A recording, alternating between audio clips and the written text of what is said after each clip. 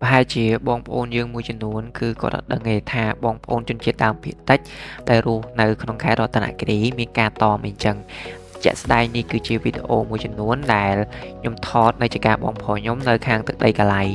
ដូចតែផ្ដើមវីដេអូអញ្ចឹងយើងឃើញថាមានពងមាន់ភ័យអីអញ្ចឹងណាអ្នកនាងតែជាក់ស្ដែងអ្នកនៅនឹងគឺគាត់អត់ញ៉ាំទេទៅលើមាន់ភ័យនេះគឺជាតំណមក៏ជាអ្វីដែលមួយដែលខ្ញុំដឹងដែរថាមិនសម្រាប់តែអ្នកនៅភូមិកឡៃទេសូម្បីតែអ្នកនៅខាងបញុកក៏មានការតមដែរប៉ុន្តែការតមនោះគឺអត់ដូចគ្នាទេខាងបញុកតាមអីដែលខ្ញុំដឹងអាហ្នឹងគឺគេតមទៅលើសัตว์លលកប៉ុន្តែមិនដឹងថាភូមិមួយណាពិតប្រាកដទេពីព្រោះខ្ញុំរៀងផ្លេចដែរយូរដែរហើយនេះតាមអីដែលមិត្តភក្តិខ្ញុំប្រាប់អញ្ចឹងណាហើយនៅក្នុងវីដេអូនេះអីដែលខ្ញុំចង់បង្ហាញប្រាប់អ្នកនាងគឺពីរបៀបដុតចន្ទីមុននឹងចូលដល់ការដុតចន្ទីនេះខ្ញុំចង់និយាយថាចន្ទីនៅពេលណាដែលយើងអត់បានថែវាពីដើមដៃខ្ញុំសង្កេតឃើញថាក្តឹបរបស់វាមានអារម្មណ៍ថាអំវើ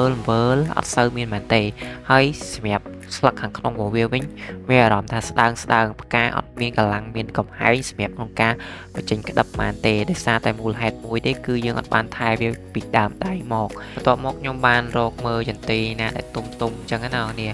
ឃើញដើមខ្លះវាទៅតែចេញមកហើយក៏មានខ្លះតែវាទុំឃើញអញ្ចឹងចង់ញ៉ាំខ្លាំងណាស់នេះប៉ុន្តែគឺអត់ហ៊ានញ៉ាំទេដោយសារតែចន្ទីយើងទើបតែបាញ់ថ្នាំឲ្យថ្មីអញ្ចឹងណាវាឡើងតំណងមែនតែនហ្មងមកស្ទុះក្រោយមកខ្ញុំក៏ត្រឡប់មករោងវិញដោយសារតែយើងប្រមូលបាននៅគ្រាប់ចន្ទីប្រហែលជា10-20គ្រាប់សម្រាប់យកមកដុតញ៉ាំអញ្ចឹង